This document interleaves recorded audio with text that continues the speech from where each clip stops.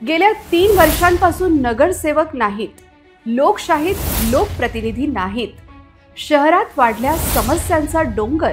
बचपना से बुढ़ापा आ गया, लेकिन नायगाव की स्थिति जैसी है वैसी ही है। एक्झॅक्ट बिलकुल तुम्ही माझ्या अगदी सोबतच आहे आणि बघा खाली बघू शकतात, माझा कॅमेरा पर्सन तुम्हाला दाखवू शकतात। अण्णाभाऊ साठे चौक, डाबकी रोड इथला एकंदरीत सुरुवातच बघा अशी झालेली आहे। आपण शिरोड्याच्या मध्य भागात आहोत, भारतनगर इथे आपण आलेलो आहोत। सगळ्यात मोठा अकोल्यात जर मुद्दा येत असेल तो म्हणजे कचऱ्याचा। माझे दर्शक, आता याच्यावर तुम्हीच विचार करा की कितपत हे योग्य आहे आणि कितपत नाही आहे। तेव्हा पहा, अकोलेकरांच्या खऱ्या समस्या RRC न्यूज आणत आहे महापालिका फोकस। RRC न्यूज घेऊन येत आहे जनतेच्या समस्यांचे सोल्युशन, महापालिकेचा फोकस। अकोलेकरांच्या समस्यांवर RRC न्यूजचे हक्काचे सोल्युशन, महापालिका फोकस। जनतेच्या हक्काचे एकमेव व्यासपीठ RRC न्यूज आणत आहे महापालिकेचा फोकस।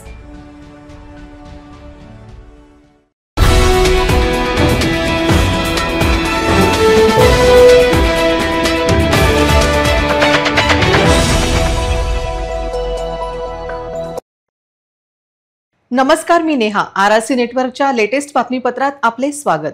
अशा आहेत आजच्या हेडलाईन्स। हेडलाइन्स प्रस्तुत करता Marcus, the readymade multibrand showroom. सर्वोत्तम quality, fresh stock, latest designs, reasonable rate. LRT college road, Raghuvanshi Mangal Karyalaya के बाजू में, अकोला। पोलिसात विनयभंगाच्या तक्रारीनंतर कारवाई नाहीच, महिलेला जीवे मारण्याची धमकी मिळत असल्याचा आरोप।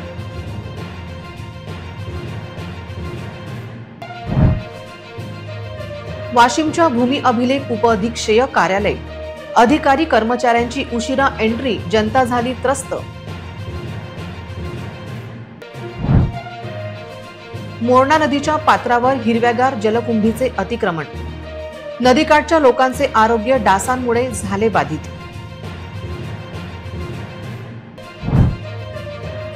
शेतीमालाच्या चोरीच्या घटनांमध्ये दिवसांदिवस वाढ, आपातापा येथे तुरीचे पोते लंपास, शेतकरी हतबल। राज्यात अकोला सर्वात हॉट, बचावात्मक उपाययोजना आवश्यक, मार्च महिन्याच्या सुरुवातीलाच गंभीर परिस्थितीची सुरुवात। आता सविस्तर बातम्या। राज्यात महिलांवरील अत्याचार वाढले आहेत। इतकेच नाही तर अकोल्यात देखील तशीच परिस्थिती असून विनयभंगाची तक्रार दाखल केल्यानंतर ती मागे घेण्यासाठीचा दबाव लेडी हार्डिंग मधील महिला सुरक्षा रक्षकावर येत आहे। याविषयी पोलिसांनी आरोपींना योग्य ती समज देण्याची मागणी समोर येत आहे। अकोला जिल्हा स्त्री रुग्णालयातील महिला सुरक्षा रक्षकाने 3 सुरक्षा कर्मचाऱ्यांच्या विरोधात विनयभंगाची तक्रार रामदासपेठ पोलीस स्टेशनला दाखल केली होती। पोलिसांनी भारतीय न्याय संहितेच्या विविध कलमानुसार गुन्हा दाखल केला होता। या प्रकरणाचा तपास रामदासपेठ पोलीस करीत आहेत, परंतु तक्रारकर्त्या महिला सुरक्षा कर्मचाऱ्याला तिन्ही आरोपी राजकीय व्यक्तीच्या मार्फत तक्रार मागे घेण्यासाठी दबाव टाकत आहेत। रस्त्यात अडवून दाखल केलेला FIR मागे घे, नाहीतर तुला नोकरीवरून काढून टाकू, जीवे मारू अशी धमकी दिली जात असल्याचे कळते। जिल्हा स्त्री रुग्णालयामध्ये सुरक्षा रक्षक म्हणून काम करत आहे। मला तिथं ड्युटीवर आमच्या सिनियर सरांचा त्रास होता, 3 जणांचा, शामराव काठोडे, किसन गायकवाड आणि टाले, ब्रह्मदेव टाले। ते आज पण मला धमक्या देत आहेत, ड्युटीहून काढायच्या धमक्या देत आहेत, मानसिक त्रास देत आहेत, खूप दबाव आणत आहेत माझ्यावर केस मागं घ्यायसाठी, तुला नोकरीहून काढून टाकणार असं वगैरे वगैरे खूप बनून मानसिक बनवत आहेत। तुला हायकोर्टात नेणार, तुला असं करणार, तुला तसं करणार, मारून टाकायच्या धमक्या देत आहेत। महिला कामावरून घरी जाताना सुरक्षा रक्षक महिलेचा पाठलाग करून नाहक त्रास देत असल्याची माहिती सूत्रांकडून प्राप्त झाली। संबंधित आरोपींचा जामीन कोर्टाने रद्द करावा व आरोपीला तत्काळ कारागृहात बंदिस्त करावे। पोलिसांच्या तपास कामात अडथळा निर्माण करणाऱ्या आरोपींना अटक करावी अशी मागणी महिला सुरक्षा रक्षकाने केली आहे। ज्या आरोपींवर गुन्हा दाखल झाला ते आरोपी स्त्री रुग्णालयात येऊन तोंडाला रुमाल बांधून येतात व धमक्या देत असल्यामुळे पोलीस अधीक्षकांनी या प्रकाराकडे लक्ष देऊन आरोपीचा बंदोबस्त करावा अशी मागणी महिला सुरक्षा कर्मचाऱ्यांनी केली आहे। वाशिम भूमी अभिलेख उपअधीक्षीय कार्यालयात अधिकारी आणि कर्मचारी कार्यालयीन वेळेपेक्षा दररोज उशिरा येत आहे। त्यामुळे कामासाठी येणाऱ्या नागरिकांचे कामे होत नसून त्यांना नाहक त्रास सहन करावा लागत आहे। याकडे वरिष्ठांनी लक्ष देऊन कारवाईची मागणी होत आहे। वाशिम शहरातील सिव्हिल लाईन परिसरात भूमी अभिलेख उपअधीक्षकांचे कार्यालय आहे। या कार्यालयात नागरिकांचे बरेच काही कामे असतात। त्यामुळे या कार्यालयात येणाऱ्यांची सकाळपासूनच वर्दळ असते। काहींना मोजणीची कामे तर काहींना इतर कामेसाठी कार्यालयात यावे लागते। मात्र या कार्यालयात संबंधित अधिकारी आणि कर्मचारी कधीच वेळेच्या आत हजर होत नाही। त्यामुळे कामासाठी आलेल्या नागरिकांना तासनतास ताटकळत बसावे लागत आहे। त्यामुळे वरिष्ठ अधिकाऱ्यांनी भूमी अभिलेख उपअधीक्षक कार्यालयात उशिरा येणाऱ्या कर्मचारी आणि अधिकारी यांच्यावर लक्ष देऊन कारवाई करण्याची मागणी होत आहे। मात्र आता तरी कार्यालयात उशिरा येणाऱ्यांवर कारवाई होणार याकडे सर्वांचे लक्ष लागले आहे। मोरणा नदीचे हिरवेगार पात्र डोळ्यांना जरी दिलासा देत असले तरी या जलकुंभीमुळे नदीच्या आजूबाजूच्या लोकांना त्रास वाढला आहे। ही जलकुंभी काढण्यासाठी महापालिका प्रशासनाने उपाययोजना करण्याची गरज व्यक्त केली जात आहे। शहरातून वाहणाऱ्या मोरणा नदीच्या पात्रात वाढलेली जलकुंभी नदीकाठी राहणाऱ्यांसाठी त्रासदायक ठरत आहे। मोरणा स्वच्छता मोहीम राबवली त्यावेळी नदीचे पात्र काही काळ स्वच्छ झाले होते, परंतु आता पुन्हा जलकुंभी पुन्हा वाढलेली आहे। डासांचा त्रास देखील वाढलेला आहे। ऊन तापू लागले की शहरात डास त्रास देतात। महानगरपालिकेने मोरणा पात्रातील जलकुंभी काढण्यासाठी पुढाकार घेणे आवश्यक आहे। ऐन पावसाळ्यात मोरणा स्वच्छता मोहीम राबवली जाते, परंतु ही कामे आतापासूनच हाती घेतली तर पुढे त्रास जाणवत नाही। याकडे शहरवासियांनी महापालिका प्रशासनाचे लक्ष वेधले आहे। आपातापा येथे अज्ञात चोरांनी एका शेतकऱ्याच्या घराच्या व्हरांड्यातून सुमारे 13 क्विंटल तूर चोरली, ज्यामुळे शेतकऱ्यांचे 91,000 रुपयांचे नुकसान झाले। शेतकऱ्याने रात्रंदिवस मेहनत करून पिकवलेली तूर चोरांनी एका क्षणात चोरून नेली। या घटनेमुळे परिसरात भीतीचे वातावरण पसरले। पोलीस गस्त वाढवण्याची मागणी होत आहे। तूर लंपास करण्याची ही घटना 3 मार्च रोजी उघडकीस आली। आपातापा येथे रात्री 3 ते 4च्या दरम्यान अज्ञात चोरांनी प्रमोद बोपटे यांच्या घराच्या व्हरांड्यात ठेवलेली सुमारे 15 ते 20 तूरची पोती चोरली। विशेष म्हणजे चोरांनी पोत्यासह 2 पिवळ्या रंगाचे ताडपत्री देखील चोरून नेले। आपातापा अकोला दर्यापूर मार्गावर आहे, जो एक अत्यंत रहदारीचा मार्ग आहे।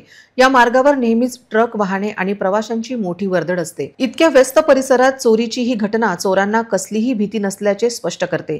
त्यामुळे नागरिक आणि शेतकरी या महामार्गावर पोलिसांनी गस्त वाढवावी अशी मागणी करत आहेत। याबाबत प्रमोद बोपटे यांनी बोरगाव मंजू पोलीस ठाण्यात तक्रार दाखल केली असून अज्ञात आरोपी विरोधात गुन्हा दाखल करण्यात आला आहे। पोलीस निरीक्षक अनिल गोपाल यांच्या मार्गदर्शनाखाली पोलीस उपनिरीक्षक मनोज उघडे, पोलीस कॉन्स्टेबल सुदीप राऊत यांनी घटनास्थळाचा पंचनामा करून परिसरातील सीसीटीव्ही फुटेजची तपासणी सुरू केली आहे। शेतकरी आपल्या पिकासाठी रात्रंदिवस शेतात काम करतात, पण काही क्षणात चोर त्यांची पिके लुटून नेतात। अशा घटना रोखण्यासाठी शेतकरी पोलीस प्रशासनाला रस्त्यावर नाकाबंदी करावी, रात्रीची गस्त वाढवावी आणि चोरांना तात्काळ अटक करावी अशी मागणी करत आहेत। नागपूर येथील कथित पत्रकार प्रशांत कोरटकर यांनी छत्रपती शिवाजी महाराज यांच्याबद्दल वादग्रस्त वक्तव्य केल्याचे प्रकरणी त्यांच्याबद्दल देशद्रोहाचा गुन्हा दाखल करण्याची मागणी काँग्रेस नेत्या यशोमती ठाकूर यांनी केली आहे। प्रशांत कोरटकर यांच्यावर देशद्रोहाचा गुन्हा दाखल करून त्यांच्या संपत्तीची ईडी मार्फत चौकशी करून अटक करा अशी मागणी काँग्रेस नेत्या यशोमती ठाकूर यांची मागणी आहे। राज्य सरकारचा निषेध करत सरकार विरोधात आक्रमक घोषणाबाजी सुद्धा यावेळी करण्यात आली। मोर्चात खासदार बळवंत वानखडे, माजी मंत्री तथा काँग्रेस नेत्या यशोमती ठाकूरसह सर्व पक्षीय नेते उपस्थित होते। अमरावतीच्या जिल्हाधिकारी कार्यालयावर हजारोंचा मोर्चा धडकला। प्रशांत कोरटकर यांच्या विरोधात राज्यातील पहिला महामोर्चा अमरावती जिल्ह्यात निघाला। या मोर्चासाठी अमरावती जिल्ह्यात शिवप्रेमी व आंबेडकरी अनुयायी एकवटले होते। जर कोणी महाराष्ट्रद्रोह केलेला आहे, कोणी राष्ट्रद्रोह केलेला आहे, छत्रपती शिवाजी महाराज, छत्रपती संभाजी महाराजांचा अपमान वेळोवेळी जर ही सरकार सहन करत असेल तर मग हे महाराष्ट्र सहन करणार नाही, ही वास्तविकता आहे। त्यांच्यावर आर्थिक त्यांची चौकशी झाली पाहिजे, ईडींच्या पण चौकशा झाल्या पाहिजे। एवढ्या कशा गाड्या घोड्या घेऊन फिरतात हो, आणि एवढी कशी संपत्ती त्यांच्यापाशी येते? या दोघांवरही, सोलापूरकर असो, कोरटकर असो, आणि हे दोघंही कोणाची निकटवर्ती आहे आपल्याला सगळ्यांना माहिती आहे। या सगळ्या गोष्टींचा निषेध आहे आणि या दोघांनाही अटक झाली पाहिजे, त्यांच्यावर कारवाई झाली पाहिजे। त्यांची आर्थिक जे काही त्यांचा गोंधळ आहे त्याची पण त्या ठिकाणी आम्ही मागणी केलेली आहे, त्याची पण इन्क्वायरी झाली पाहिजे आणि त्यांना शिक्षा झाली पाहिजे। इतरही घडामोडींचा आपण आढावा घेणार आहोत, मात्र छोट्याशा विश्रांतीनंतर। RRC न्यूज घेऊन येत आहे जनतेच्या समस्यांचे सोल्युशन, महापालिकेचा फोकस। अकोलेकरांच्या समस्यांवर RRC न्यूजचे हक्काचे सोल्युशन, महापालिका फोकस।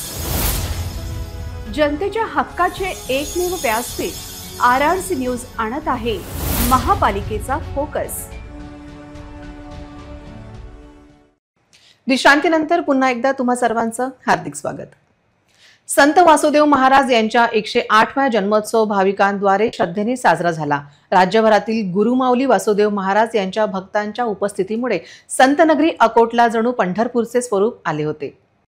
अकोला जिल्ह्यातील अकोट शहरात वासुदेव महाराज यांच्या भक्तांनी श्रद्धा, भक्ती आणि ज्ञानाच्या अद्भुतपूर्व संगमात स्नान केले।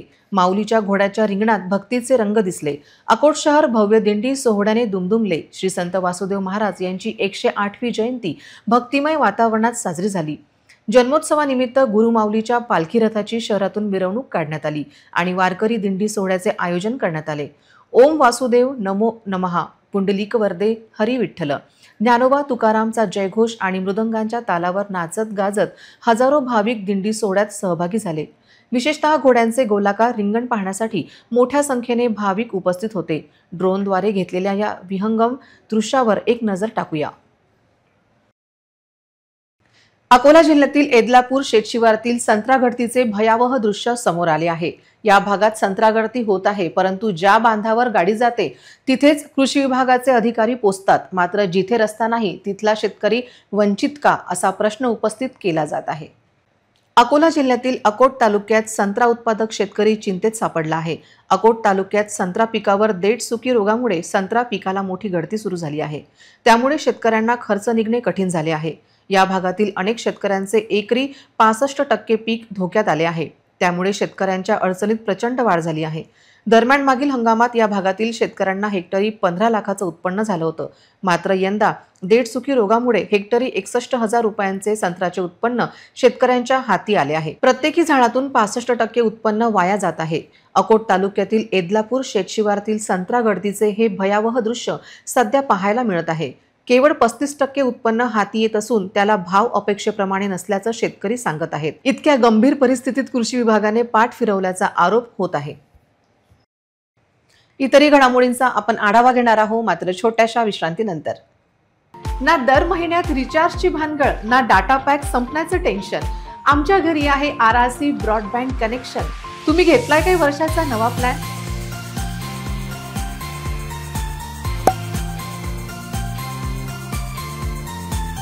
विश्रांतीनंतर पुन्हा एकदा तुम्हा सर्वांचं हार्दिक स्वागत। एखाद्या धार्मिक संस्थान राजकारणाच्या ताब्यात मिळाले की त्याचा लाभ आपल्या स्वतःच्या व कार्यकर्त्यांच्या पदरी पाडण्यासाठी जोरदार रस्सीखेच सुरू होते। अशा प्रकारे मोरगाव काकड येथील निरंजन महाराज संस्थान हस्तगत करण्यासाठी प्रयत्न सुरू असून महाशिवरात्रीच्या दिवशी महादेवाची पिंड मंदिराबाहेर असताना जबरदस्तीने मंदिरात प्रवेश करत मंदिर ताब्यात घेण्याचा उद्योग झाल्याची माहिती समोर आली आहे। एक विशेष वृत्तांत। बार्शीटाकळी तालुक्यातील मोरगाव काकड येथील निरंजन महाराज संस्थानचे महाशिवरात्रीच्या पर्वावर आज महाप्रसाद व भंडारा आयोजित केला होता। या ठिकाणी महाशिवरात्रीला महादेवाची पिंड मंदिराबाहेर असताना पूजा अर्चना करण्याच्या बहाण्याने हे मंदिर ताब्यात घेण्याचा उद्योग केल्याची माहिती समोर आली आहे। संस्थानच्या विश्वस्त व प्रस्तावित विश्वासावर पंचक्रोशीतील गावकऱ्यांचा, मोरगाव काकड येथील ग्रामस्थांचा विश्वास आहे। हे देवस्थान जे आहे निरंजन स्वामी संस्थान हे 24 तास खुल्लं असते, पण पुजारींची तब्येत चांगली नसल्यामुळे थोडा वेळ बंद ठेवलं। तर या लोकांनी काय केलं, आक्रोश केला आणि आक्रोश करून नंतर मग जेव्हा कुलूप उघडलं तर म्हणतात आम्ही आनंद व्यक्त केला, पण यात आनंद व्यक्त करायचं काही कामच नाही आहे। कारण हे जे विश्वस्त मंडळी आहे, अध्यक्ष आहे, हे मंदिर पूर्वीपासून चालून राहिले, तर यामध्ये काही तुम्हाला कोणाला धोका आढळला असेल तर आजपर्यंत काही ना काही होतच होतं, परंतु आजपर्यंत काहीच नाही झालं आणि आजच कसा काय आक्रोश झाला। हे मंदिर 24 तास खुल्लं असते। तसं तर शेगाव संस्थानला सुद्धा मोठं गेट लावलेलं असते आणि छोटं गेट उघडं असते, तिथे सुद्धा मोठं गेट लावलेलं असलंही तरी पण छोटे गेट उघडेच आहेत ना। मग एवढा आक्रोश करायचं महिलांना काय कारण आहे? आम्ही सुद्धा 5 वाजता पूजा करून गेलो तेव्हा तर मंदिर उघडंच होतं। मंदिर हे 10 वाजेपर्यंत उघडं होतं आणि इथले पुजारी 10 वाजता त्यांची तब्येत बिघडल्यामुळे दवाखान्यात गेले। मग एवढा आक्रोश करायचं काय काम आहे? परंतु राजनीतीमुळे हे लोक असे वागून राहिले। यांनी जर थोडासा अर्ज दिला असता तर काय झालं असतं. पण हे लोक अर्ज द्यायसाठी त्यांना असं अहंकार वाटते, त्यांना खालीपणा वाटते की आम्ही फार श्रीमंत आहो बा, आम्ही कशाला अर्ज द्यायचा, आणि अर्ज देत नाही आहेत हे लोक. तर याबद्दल काहीतरी या लोकांच्या विरोधात कारवाई व्हावी असं माझं मत आहे. आम्ही इथं नेहमी कार्यक्रम करतो, इथं नेहमीच कार्यक्रम होतात, पण इथं कुठलीही अडचण नसते. पण आज यांना काय झालं काय माहिती नाही, इथं कधीच अडचण आलेली नाही आहे कोणत्याही कार्यक्रमाला. रोजच मंदिरावर दर्शनासाठी येत असतो. पण मागील शिवरात्रीचा जो कार्यक्रम झाला, इथे फक्त निरंजन महाराज यांची समाधी आहे. इथे महादेवाचं एक असं विशिष्ट प्रकारे मंदिर नसून फक्त महादेवाची पिंड ती पण मंदिराच्या बाहेर स्थापित आहे. तसेच इथल्या व्यवस्थापकांनी आम्हाला कधीच दर्शनासाठी अडथळा आणलेला नाही, आणि मंदिरं ही 24 तास सहजच भारतात उघडी असतातच. मागे शिवरात्रीच्या प्रकरणाची अवास्तव्य बातमी पाठवलेली आहे की मंदिरं बंद आहेत, नेहमीच बंद असतात, आणि इथलं जे व्यवस्थापन आहे ते व्यवस्थित नाही आहे. पण वास्तविक पाहता ज्या महिलांचा व्हिडिओ आहे आणि ज्या महिलांनी ही माहिती दिली आहे, त्या महिला मी तरी आजपर्यंत या मंदिरावर म्हणजे एवढ्या भाविकतेने आणि एवढ्या श्रद्धेने निरंजन महाराजची सेवा करताना कधी बघितल्याच नाही. आणि जे राहिला व्यवस्थापनाचा प्रश्न, तो इथलं व्यवस्थापन पद्धतशीरच आहे. निरंजन महाराज संस्थान हे मोरगाव काकड येथील ग्रामस्थांचे व पंचक्रोशीचे आराध्य दैवत आहे. सोमवार हा महाराजांचा मानलेला दिवस आहे. महाशिवरात्र व सोमवार पाहता आज हे देवस्थान सर्वांसाठी महाप्रसाद व भंडाऱ्यांचे आयोजन करण्यात आले होते. यावेळी सामूहिक पूजन आरती करण्यात आली. त्याचबरोबर महाप्रसादाचा लाभ सर्वच भाविकांनी घेतला. संस्थानविषयी माहिती दिली संस्थानचे अध्यक्ष संजय काकड यांनी. या संस्थांमध्ये निरंजन महाराज एक पावन असं चांगलं स्मृतीची एक संस्थान आहे. या ठिकाणी बरेचसे कार्यक्रम होतात, पार पाडतात, परंतु यामध्ये काही राजकीय लोक यातनी भेदभाव निर्माण करून या संस्थांची विश्वस्ताची दिशाभूल करत आहेत. आणि एवढेच नव्हे तर विश्वस्त मंडळ जे आहे, विश्वस्त मंडळ सर्व प्रकारे चांगल्या पद्धतीने हे व्यवस्थापन करत आहे. या ठिकाणी पूर्वी कोणीही आणि गैरकारभार चालत होता, परंतु विश्वस्त मंडळाने असे ठरवले की इथं कोणालाही जरी कार्यक्रम करायचा असला तर विश्वस्त मंडळाची संस्थांची परवानगी घेतल्याशिवाय इथं कोणताही कार्यक्रम करता येणार नाही. विश्वस्त मंडळाची परवानगी घ्यावी अथवा धर्मदाय आयुक्ताची परवानगी घेऊनच इथं कार्यक्रम करता यावे, म्हणजे जेणेकरून संस्थांचं व्यवस्थापन हे पद्धतशीर राहील.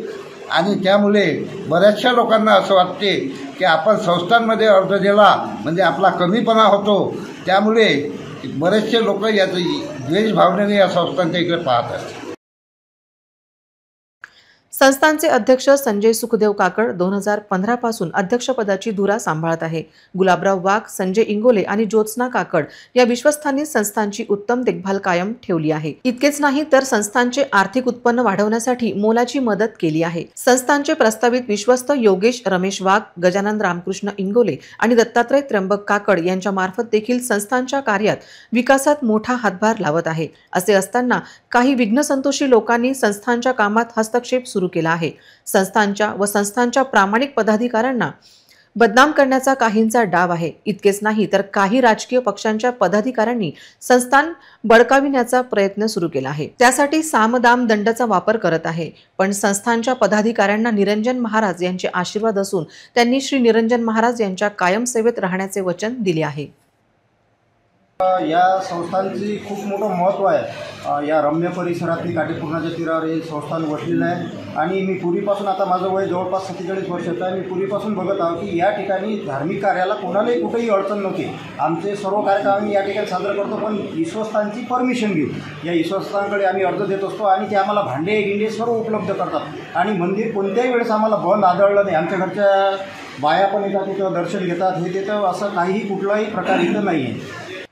राज्यात उन्हाचा चटका जाणवू लागत आहे. अकोल्यात मात्र मार्च सुरुवातीलाच तापमानात 40 अंश सेल्सिअसच्या नजीक पोहोचल्याने नागरिकांची अडचण वाढली आहे. त्यामुळे सामान्य जनता चांगलीच त्रस्त झाली आहे. राज्यात उन्हाचा चटका वाढू लागला आहे. अनेक कमाल तापमानाचा पारा सातत्याने 36 अंशापार गेल्याने उन्हाळ्याची तीव्रता वाढू लागली आहे. रविवारी अकोला येथे देशातील उच्चांकी 38.5 अंश तापमान नोंदले गेले. अकोल्याचे तापमान 40 अंश सेल्सिअसच्या जवळ गेल्याने अकोलेकर मार्च महिन्याच्या सुरुवातीला चांगलेच त्रस्त झाले आहे. राज्यातील किमान तापमानात घट झाल्याने थंडी गायब होऊन रात्रीच्या वेळी उकाडा जाणू लागला आहे. चटका वाढल्याने दुपारच्या वेळी उन्हाच्या झळा तापदायक ठरत आहेत. वाढत्या तापमानाची नोंद हवामान खात्याने घेतली असून मे अखेर काय परिस्थिती राहील असा प्रश्न आता विचारला जात आहे. पुन्हा एक नजर टाकूया आजच्या प्रमुख घडामोडींवर. हेडलाइन्स प्रस्तुत करता Marcus the readymade multibrand showroom. सर्वोत्तम quality, fresh stock, latest designs, reasonable rate. LRT college road, Raghuvanshi Mangal Karyalaya के बाजू में, अकोला. पोलिसात विनयभंगाच्या तक्रारीनंतर कारवाई नाहीच. महिलेला जीवे मारण्याची धमकी मिळत असल्याचा आरोप.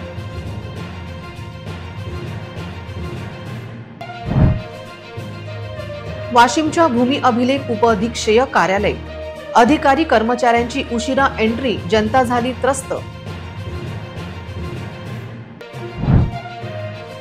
मोरणा नदीच्या पात्रावर हिरव्यागार जलकुंभीचे अतिक्रमण.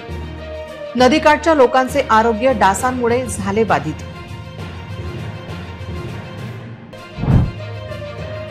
शेतीमालाच्या चोरीच्या घटनांमध्ये दिवसांदिवस वाढ. आपातापा येथे तुरीचे पोते लंपास, शेतकरी हतबल. राज्यात अकोला सर्वात हॉट, बचावात्मक उपाययोजना आवश्यक. मार्च महिन्याच्या सुरुवातीलाच गंभीर परिस्थितीची सुरुवात. बातम्यांसाठी तुम्ही पाहत रहा RRC न्यूज. 2.25 लाख दर्शकांनी RRC डिजिटल अकोला हे YouTube चॅनल सबस्क्राईब केले आहे. तेव्हा तुम्ही कसली वाट पाहत आहात? तुम्ही पण सबस्क्राईब करा आणि बेल आयकॉन क्लिक करत RRCच्या बातम्या निरंतर पहा. पुन्हा भेटूया लेटेस्ट बातम्यांसह नव्या बातमीपत्रात. तोवर नमस्कार.